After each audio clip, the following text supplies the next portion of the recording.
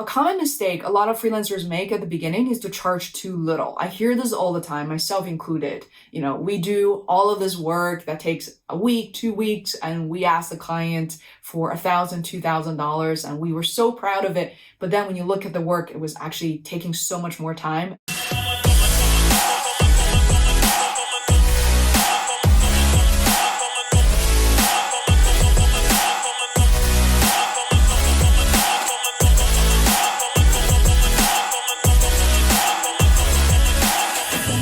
Hey guys, welcome back to another episode of Phase World Freelance Mini How-To. And today we're covering a very important topic and is kind of a taboo as well for a lot of people, which is related to money, specifically how you price yourself. You probably heard that there's such thing as hourly rate versus like project-based rate. A lot of people say project-based is so much better, not hourly. You know what? It really depends. So for example, I worked for a very long time as a full-time project manager for different agencies here in Boston where I reside. And when I first started freelancing, I was a freelance project manager. So that type of project and role gonna be really hard to price out per project because you don't really know how long the project is, how complex it's going to be, when things change. So it's much easier for a lot of freelancers to price themselves out as hourly rate at first. Now, project rates are sometimes better, easier for people who are videographers, photographers, even building a website. Web design development is part of our core service offerings here. And we do often give our clients a project-based rate. So they know when they go in, okay, this website will cost $5,000, $7,000. They know and they can plan better financially. But it really comes down to mindset. Whichever format you choose doesn't matter. It's about the value that you provide to your customer. And of course, there is a difference between industries and the different roles, as I have just mentioned. But before you price yourself too low, in some cases a little too high, all comes down to value. Think about a personal scenario, something that you could relate to. When you go to CVS, Walgreens, wherever, do you immediately go to get the store brand, like the CVS brand cold medicine? Or do you actually go after sort of the, what I call national brand? So people have different preferences, right? For me personally, I don't really care one way or the other. I'm happy to save $1 or $2, just get that as long as it works. But now think about you're finally breaking out, taking the leap to be a freelancer, or you just build a product or your first mobile app, whatever that may be. It's your baby, and would you spend $200 to hire someone on Fiverr to build a website for you? Or would you consider a resource that came highly recommended to you and someone who has built a website or services for one of your friends, potentially, and you really like that look and feel? You know it costs more, a lot more in some cases, but you think it's worth the investment. Another tip I will give you is not just to think about the initial cost, right? Think about how much money you might have to spend on maintenance. Always ask your, in this case, web designer, web developer, this question, because what you don't want to happen is by the time they leave, you're crippled, you're unable to do anything that they were doing, even the smallest changes. So I want to use Phase World as an example. When I started Phase World Podcast nearly 5 years ago, I too was looking for editors who would charge very little amount of money and hoping someone would just get it done and free me from the endless editing work on top of interviewing and all that logistical stuff.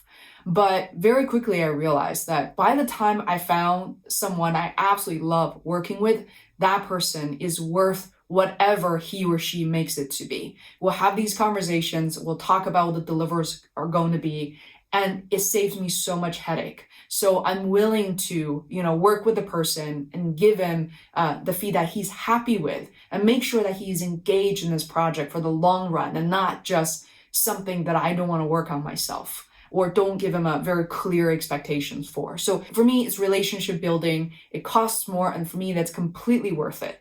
All right, next I want to talk about research. You're probably thinking, there are a lot of resources out there. I mean, there are the YouTube videos you can watch. Even specifically, you can find a video perhaps on how much a freelance project manager should charge. I don't know, I haven't looked. But they're also, Google, there's Glassdoor, there's Ladder, there is everything. Just Google it. You're going to find ranges for what you're aiming for. That's based on, your domain expertise, how many years you've been in the industry, and things like that. And also sort of the current economical situation. So definitely worth the research, but think about, how you price yourself based on the value you're providing. Here's what I mean. Let me give you a clear example. So the type of web design and development service we offer to our client is actually a lot different than some of the other cases that I've seen. I don't just offshore the development work. I actually do all the research, strategic consultation, phone calls myself. I build a website from the ground up. I explain and educate my clients every step of the way. I guarantee the website will launch within 2 to 4 weeks. And if there are scenario, special, unexpected things that happen, I keep the communications open at all times. My clients are never surprised. And we offer training sessions, sometimes 2 of them, recorded sessions, to give a client a very clear idea what they can do, they cannot do, and why. So that's a value prop that I'm putting forward, not someone who is quickly designing a cheap website that breaks easily, that you cannot maintain as a client. Another popular recommendation from these freelancers I've heard on YouTube, I actually watched a bunch of videos. As a freelancer, you should ask for the budget. So if you're a photographer, videographer, ask for the budget. If you immediately price yourself at $3,000, but turns out the client had, $20,000, you just missed the opportunity to turn that into a potentially different project and being able to hire more people to work with you and make it so much better. So that's great advice. I would like to add to that and say that if you have a rabbi, if you have worked with a client for a while, and that client is introducing more projects, from his own company, her company, or maybe one of her clients, then you could ask what's reasonable to charge. These introductions are invaluable, and budget is part of that conversation. And when you have someone you already know, then definitely leverage their expertise and the information that they have, which you don't at the moment. Another tip is that when you have enough projects going on, you're working, 30, 40 hours a week already. Number one, you have the choice to not pick up another client. But if you do, you're thinking, hey, I want to work a Saturday or Sunday or both, what you can do is increase your rate. That is your chance, actually, to significantly increase your rate. I know people who have doubled their rate for nights and weekends for additional project. I know people who have tried, piling up 20%, 50%. You can try it because then you know what the boundaries are, what the buffers are, and how much you're actually worth. And that could be really interesting. If that project doesn't come through, you don't care because you already have enough work going on. A common mistake a lot of freelancers make at the beginning is to charge too little. I hear this all the time, myself included. We do all of this work that takes a week, 2 weeks, and we ask the client for $1,000, $2,000, and we were so proud of it. But then when you look at the work, it was actually taking so much more time. And worse, if a client's personality is something that you're not familiar with, or they don't really jive with you, then the client relationship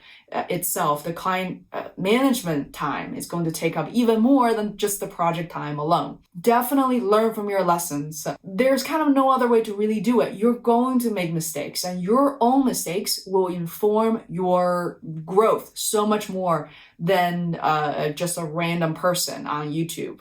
One of my friends is a photographer. She's amazing. She puts her rates on her website, and I immediately told her to take that down, because what people are going to look at is if she goes out and produces a photo shoot for clients local to her, it's that rate. If she travels an hour or even 2 hours to see someone, it's the same rate. How is that fair for her? Because as you know, when commute is part of the calculation, it often is.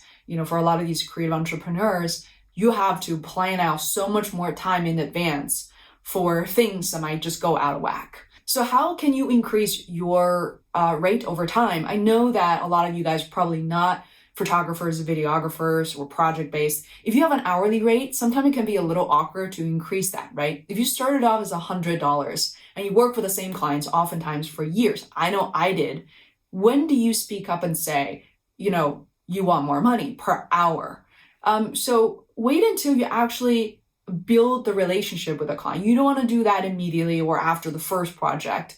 But for me personally, I think after 6 months to especially after a year, you can ask for a steady increase, especially when you hone in on a great relationship. So for example, if you're charging 100 when you start out, you can start to offer something like 110 or 120, and that would be reasonable. So the last thing I will say is, how do you charge significantly more? What is that skill set that you have that allow you to charge so much more? Now you really have to find and know your niche. And this takes time. I always say this, you're not gonna know your niche from the get-go. Most people won't, so don't beat yourself up. As for me, the secret sauce to something that I really didn't see coming was my Himalaya course. So Himalaya sounds just like Himalaya, but with an X, and that's just how we say it in Chinese. And Himalaya is this massive Chinese podcasting platform. And about a year ago, I built a free course that is still available on Thinkific. I will link that in that description as well, so you can take a look. Very raw. I did prepare for a while, but I didn't know all the best bells and whistles because I was still learning how to, kind of broadcast my show there. And the course took a long time because it was a platform we had zero control, right? And for foreigners to enter the Himalaya platform, it took quite a bit. You have to download a Chinese app called WeChat, and you have to submit your passport information. Therefore, it became very niche. But the thing is, people who wanted to be on Himalaya are already quite established. That means they feel like they have somewhat maximized sort of their audience here in North America and in Europe, wherever that may be, and they want to go to China.